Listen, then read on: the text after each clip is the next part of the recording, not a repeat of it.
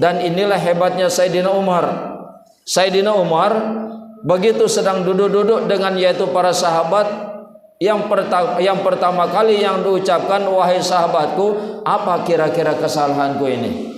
Apa kira-kira kekuranganku ini?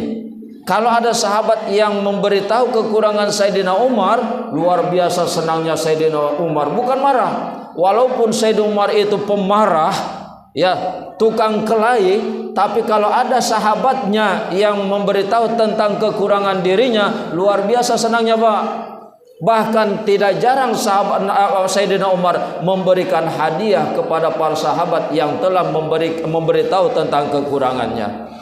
Begitu Sayyidina Umar itu. Kalau kita coba, ya, dibicarakan yaitu kekurangan kita, nah, diobrolkan kekurangan kita, kalau nggak ngamuk kita, Sayyidina Umar senang dia, bahkan diberikan hadiah. Terbalik dia.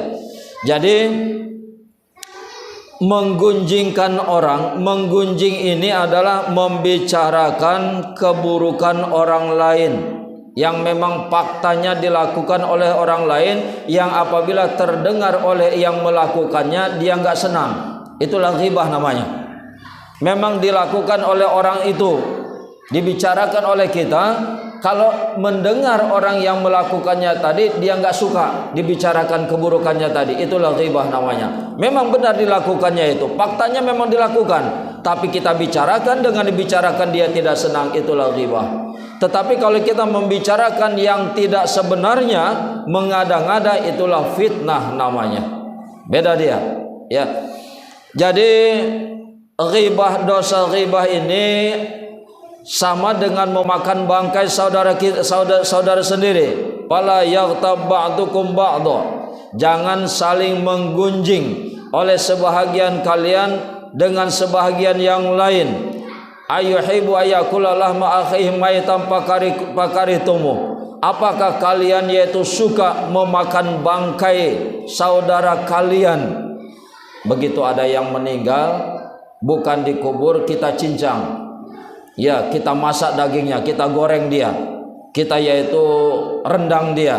Begitu sudah yaitu dicincang, direndang, kita makan. Maka seperti itulah dosa menggibahkan saudara kita, seperti memakan bangkai saudaranya. Itu tadi, ada saudara kita bukannya dipardu kifayah, kan malah dicincang, dimasak, kita makan. Maka seperti itulah dosa menggibah tadi. Asyaddu minaz zina, kata Nabi. Menggibahkan orang lain, menggibahkan saudaramu, mengomongkan orang lain, menggosipin saudaramu, maka dosanya melebihi daripada berzina, Pak.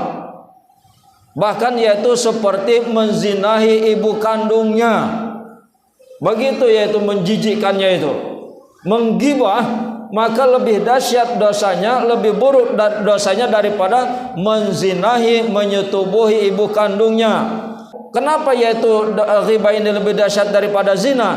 Kalau berzina, begitu bertobat, Allah langsung terima taubat kita.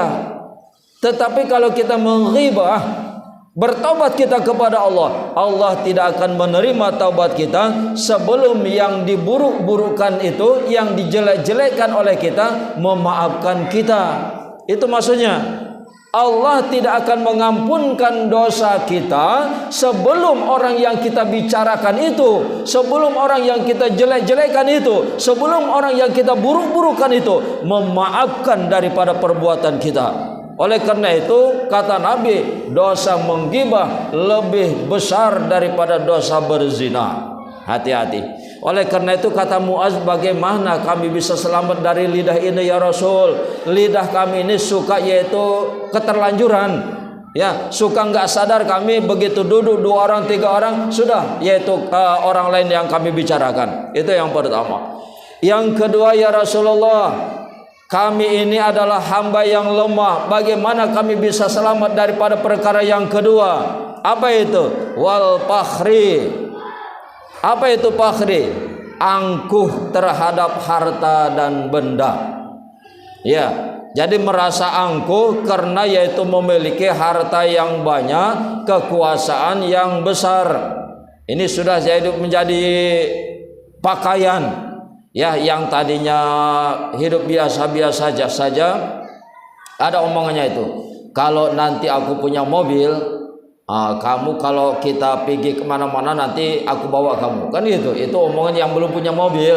Begitu sudah punya mobil, lupa dia. Begitu lewat jumpa kawan sekampungnya, kawannya itu tetangganya, apa yang dia lakukan? Cuman membunyikan klakson. Kadang-kadang ada air yang becek sengaja ditabrakkan supaya kena ciprat orang, kan gitu. Begitu dia. Jadi yang kedua ini penyakit yang mudah terhinggapi, kita mudah yaitu terhinggapi adalah wal fakhri, sombong, angkuh terhadap yaitu harta yang kita miliki, atau yaitu kita punya jabatan. Begitu kita punya jabatan, kedudukan, kekuasaan, maka disitulah timbulnya.